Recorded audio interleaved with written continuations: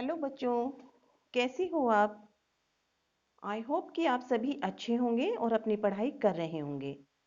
बच्चों, हमारा जो संस्कृत विषय है, संस्कृत विषय में हम अपना संधि का टॉपिक कर रहे हैं, जिसमें बच्चों हमारी जो संधि चल रही है वो है व्यंजन संधि।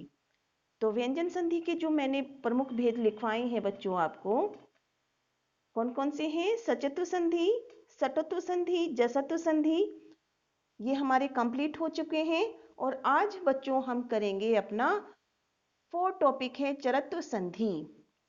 तो बच्चों आपको जितनी भी संधि हैं वो बिल्कुल एक बार अगर आप उनको ध्यान से समझ लेते हैं, पढ़ लेते हैं, तो वो आपको आगे कोई भी दिक्कत नहीं करेंगी।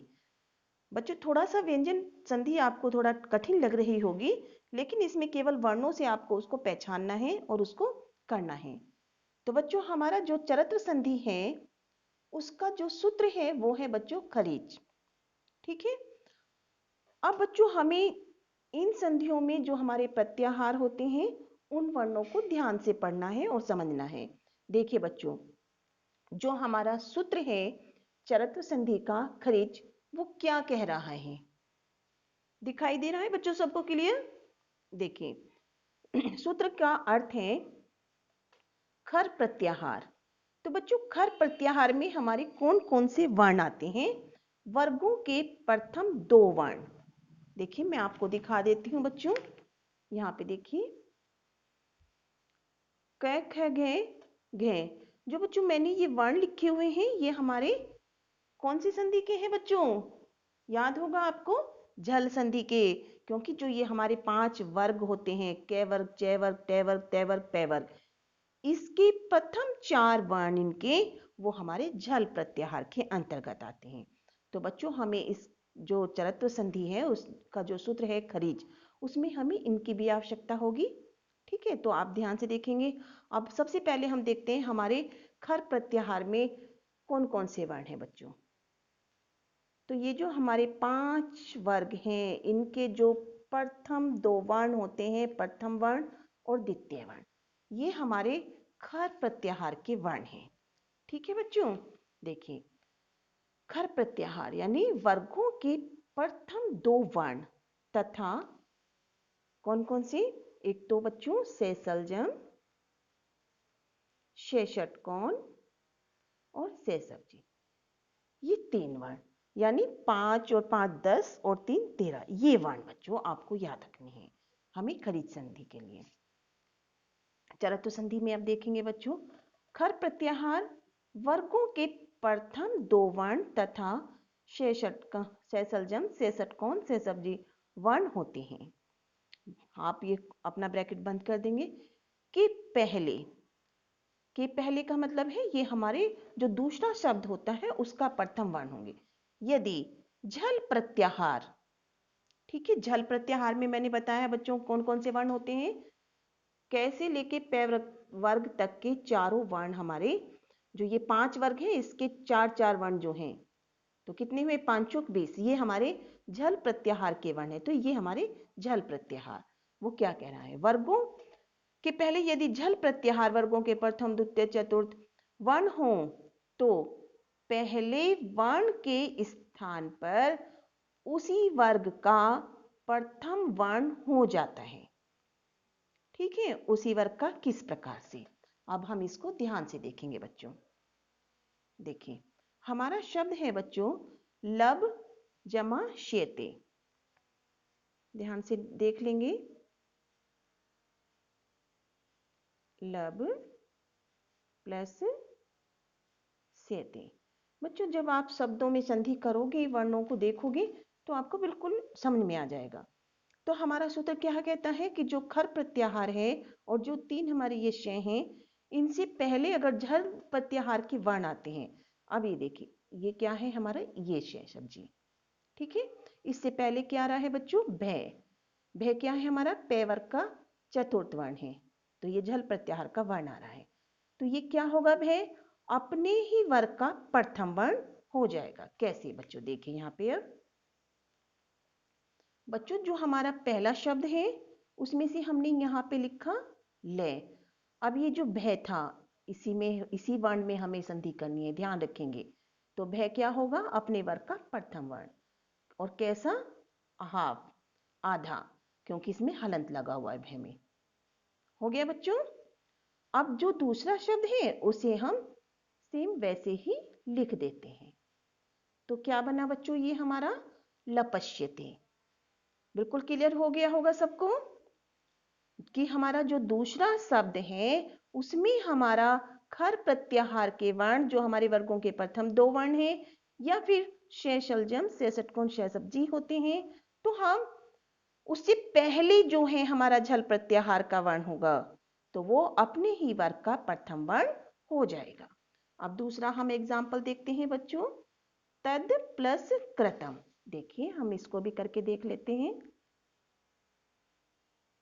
तद प्लस कृतम, ये हमारा शब्द है बच्चों। अब हम देखेंगे कि जो हमारा दूसरा शब्द है उसमें है के, क्रय। तो के हमारा क्या है बच्चों? खर प्रत्याहार का वर्ण है, और इससे पहले क्या आ रहा है? दे, दे। ये क्या है? हमारा झल प्रत्याहार का वर्ण है। तो बच्चों ये हमारा जो दे है वो अपने ही वर्ग का प्रथम वर्ण हो जाएगा। कैसे बच्चों? अब जो हमारा पहला शब्द है उसमें से हमने तय लिखा, और जो दे है ये अपने ही वर्ग का प्रथम वर्ण यानी हाफ ते। तत्, दूसरा शब्द हम सेम वैसे ही लिख देंगे बच्चों। तो ये क्या बना बच्चों? हमारा तत्कृतम। हो गया बच्चों? समझ में आ रहा है ना सबको अच्छे से? चलिए अब हम तीसरा एग्जाम्पल देखते हैं। तीसरा है हमारा तद प्लस परह। बिल्कुल सेम वैसे ही है, तद प्लस परह। अब बच्चों इसे जल्दी से आप करके देखिए, फिर मैं आपको बताती हूँ कि आपने सही किया है या गलत है। आप खुद भी उसको मैच कर लेंगे। हो गया बच्चों? करिए। मैं आशा करती हूँ कि आप सबने बिल्कुल सही किया होगा। चलिए अब देखते हैं हम करके। तो पहले शब्द का बच्चों हमने लिखा तय, और जो हमारा दे है जैसा हमने सेम ऊपर वाले वर्ड में देखा था, तो दे जो हमारा किसका है? तय वर्ग का तृतीय वर्ण है। तो हम यहाँ पे क्या हो जाएगा? तय, हाफ। और दूसरा शब्द हम सेम वैसे ही लिख देंगे, तो और विसर्ग लगा देंगे। तो क्या बना बच्चों? हमारा तद का क्या बन गया? तत्पर है। ठीक है? क्या हुआ बच्चों? तत्पर है। तो बच्चों आपको संधि में केवल एक बार उसको समझना है और फिर करके देखना है, तो आपका संधि टॉपिक बिल्कुल अच्छे से क्लियर हो जाता है। चलिए हम आगे का वर्ण देख लेते हैं। एक थर्ड है बच्चों उद प्लस पने। उद प्लस पने। हमेशा हमें ये ध्यान रखना है कि जो हमारा दूसरा शब्द है उसका जो हमारा प्रथम वर्ण है वो हमारा खर प्रत्याहार के वर्ण होंगे। खर प्रत्याहार में हमारे 10 और 3 13 वर्ण हैं ये। ठीक है बच्चों? अब इसे करके देखिए आप सभी। तद प्लस पने हैं, बिल्कुल सेम हमारा तीसरा जो एग्जाम्पल है उसकी तरह ही है, और आप आसानी से उसको कर सकते हैं। कर लिया बच्चों? चलिए अब हम करके देखते हैं। हमने पहले शब्द का ऊ लिखा, दे जो है अपने ही वर्ग का प्रथम वर्ण हो गया है, तो ये हमारा आधा तय हो गया है। और दूसरा शब्द हमने पनह सेम वैसे ही लिख दिया है। तो क्या बना बच्चों? ये हमारा उत्पन्न है। सबको समझ में आ गया होगा? बहुत आसान है। अब लास्ट ये हम देखते हैं अगला, सड़ प्लस पुरसहा। सड़ प्लस पुरसहा। अब देखिए बच्चों बिल्कुल सिंपल हम उसको पहचान लाते हैं कि पुरसहा, सॉरी मैंने बेटा यहाँ पे पुरसहा, तो पे जो है हमारा पे वर्ग का प्रथम वर्ण है, और इससे पहले क्या आ रहा है? डे खर प्रत्याहार आ रहा है, सॉरी झल प्रत्याहार का वर्ण है। तो हम इसे क्या करेंगे? प्रथम जो शब्द है उसे वैसे ही लिखेंगे, और जो ये डे है ये टे वर्ग का तृतीय वर्ण है, तो हम इसको टे वर्ग, तो आधा बच्चों हम कैसे बनाते हैं टे को, उसमें हलंत लगा के, और पुरसा को हम सेम वैसे ही लिख देंगे। तो क्या बन गया बच्चों हमारा, दिखाई दे रहे होंगे बच्चों, सड़ पुरसा। हाँ, हो गया क्लियर। आगे का एग्जाम्पल देखिए बच्चों, ये क्या है हमारा, युयुध प्लस सा, सा यानी जो हमारी ये है शय सब्जी वाला शय। अब इससे पहले हमारा क्या आ रहा है बच्चों, धे, धे हमारा तय वर्ग का 4 वर्ण है, ठीक है, तो धे जो है वो तय वर्ग में परिवर्तित हो जाएगा। तो यहाँ पे देखेंगे हमने उसको क्या किया, जो प्रथम शब्द है उसके जो पहले वर्ण है उनको वैसे लिखा यू, और धे को आधे तय लिखा हमने और लिख दिया, दूसरा हमने शब्द वैसे ही लिखा, तो ये बच्चों हमारा बन गया युयुत्साह। तो बच्चों मैं आशा करती हूँ कि आपको जो चरत्व संधि है वो बहुत अच्छे से समझ में आ गई होगी, और आगे की संधि हम करते हैं बच्चों, ध्यान से देखते रहेंगे आप। और बच्चों हमेशा संधि को आप विद एग्जाम्पल नोट करते रहें, ताकि आपको एग्जाम्पल देख करके वो शब्द जो हैं वर्णों में कैसी हुई हैं उनको अंडरलाइन करें और लिखें। जिस प्रकार से मैं आपको वर्ण लिखकर बता रही हूँ कि किस वर्ण में संधि हो रही है, कैसी हो रही है, तो आपके वो संधि का टॉपिक बिल्कुल क्लियर हो जाएगा। चलिए आगे बढ़ते हैं। अगली संधि है बच्चों हमारी अनुनासिक संधि। कौन सी संधि है, अनुनासिक संधि।